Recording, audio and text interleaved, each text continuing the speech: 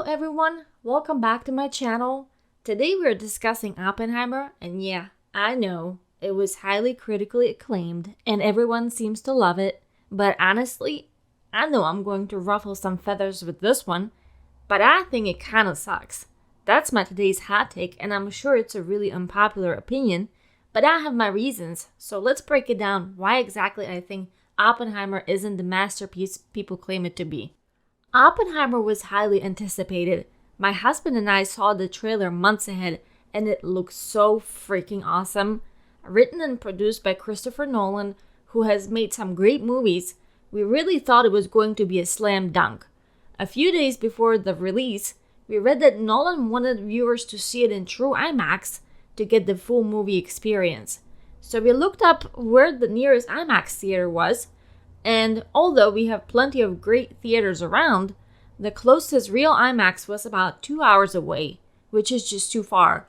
So we bought our tickets for the newest theater in our city, got the VIP bundle ahead of the release, and were super excited. We totally avoided all spoilers and early reviews. Finally, the day came, and here we are, watching the most anticipated movie in a long time. I knew there was a problem when I found myself checking the time during the bomb sequence at the 2-hour mark, wondering what the hell was going to happen for the next hour, which by the way felt like an eternity. When we left the theater and we were on the way home, I was absolutely speechless. I was stunned by the whole experience and frankly extremely disappointed. Did I just watch 3 hours of Christopher Nolan playing the world's biggest villain for a man with clear communist ties and some very questionable moral character? So let's break down the movie, starting with the fact that it was way too long and way too bloated, and it just wasn't edited properly. Some scenes were downright confusing due to the lack of clear guidelines for the timeline. It reminded me a little bit of Memento, but that's a specific type of movie meant to keep you confused. Oppenheimer is a biography, and in my opinion, the jumping timeline was all over the place and unnecessarily confusing. There was also a lot of dialogue that felt absolutely unnecessary.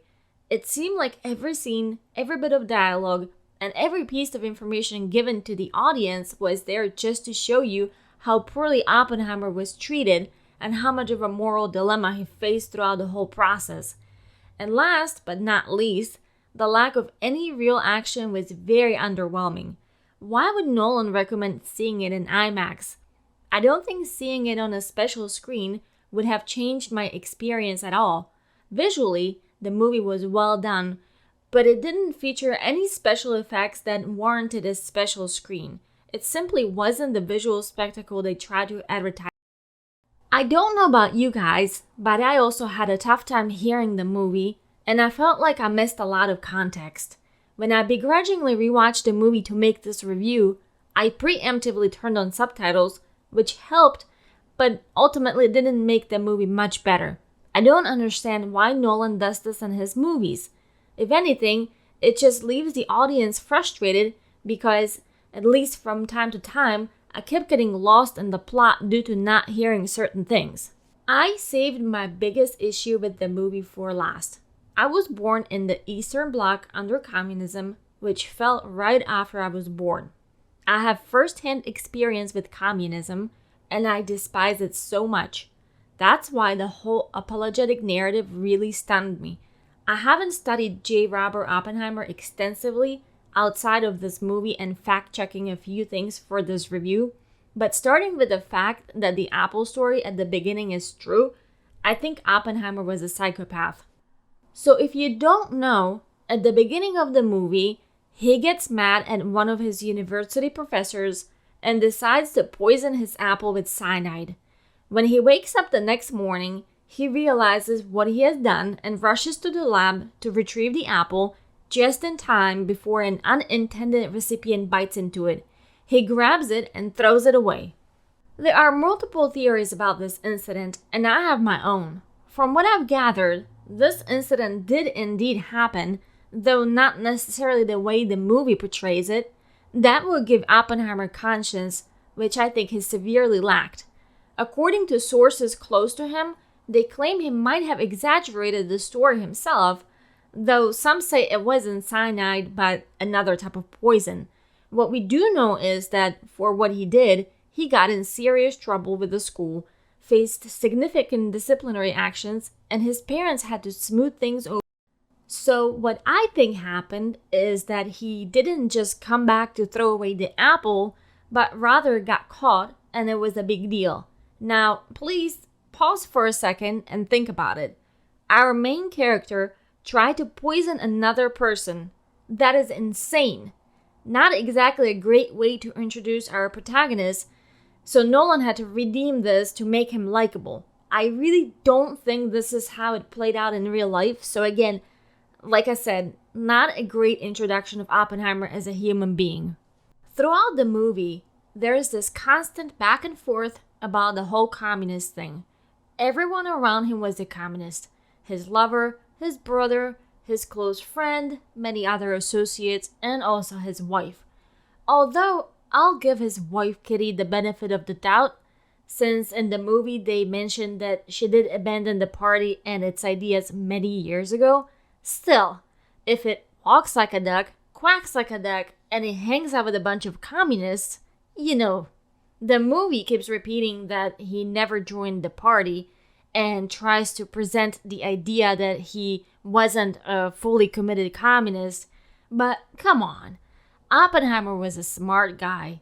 He probably knew that if he ever wanted to be a part of any government program, get grants, or anything official, joining the party would have been very detrimental to him down the road. So the movie uses that as a defense, saying, but he never joined the party. I don't think it's that hard to figure out what his political leanings were. No wonder he was constantly being questioned, and there was a very real possibility that he could have leaked confidential scientific information to the Russians. I don't want to turn this into a history lesson, but I can tell you this. When Russia was fighting the Germans in World War II, defeating the fascists, it wasn't out of the kindness of their heart. What they saw was an opportunity to take over half of Europe and install communism. Now, I don't care how you spin it or what the minor details are. Communism and fascism are both authoritarian regimes. It becomes a full circle, and it's just more of the same. So while defeating the Nazis and then helping to usher in the Bolsheviks is not a good thing. I am sorry for this brief rant, but unless you've experienced what it was like to be taken over by Russians and communism, I don't think you can possibly understand how shocked I was by how much Nolan seemed empathetic and apologetic towards portraying Oppenheimer, his communist beliefs, and communists surrounding him. Poor guy just wanted to be a scientist and he kept being harassed because of his accidental affiliations. Cry me a river. Oppenheimer was not a moral man.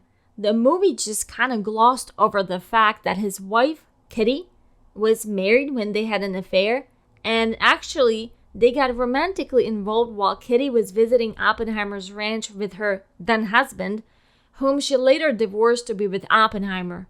Oppenheimer later cheated on her with his former lover, Gene Tatlock. We also briefly gloss over the fact that Oppenheimer and Kitty basically got rid of their son, Peter, because they couldn't handle a crying baby. Oppenheimer, obviously too busy with work and research, and Kitty, being a heavy drinker and a very distant, cold mother, left their son with friends for long periods of time. Some reports, not depicted in the movie, suggest that they even considered putting him up for adoption and ultimately decided against it. Now, what kind of people would do that to their own child? Do you understand why I'm struggling to empathize with Oppenheimer despite the fact that Nolan really wants me to? All in all, this was a very disappointing experience for me. I know people loved it. It was very difficult to find any alternate opinions about this movie after it came out. Just reading countless positive reviews flooding in, I felt very alone and disappointed. It felt like this movie became the Emperor's New Clothes. Critics rave about it, calling it a complex movie, and because it involves science, if you don't like it or understand it, well, you must be really stupid. According to this logic, the smart people watch Oppenheimer, while the stupid ones watch Barbie, which came out at the same time. No one wants to be labeled as dumb, so you end up feeling like you're supposed to like this movie just because everyone else says it's great.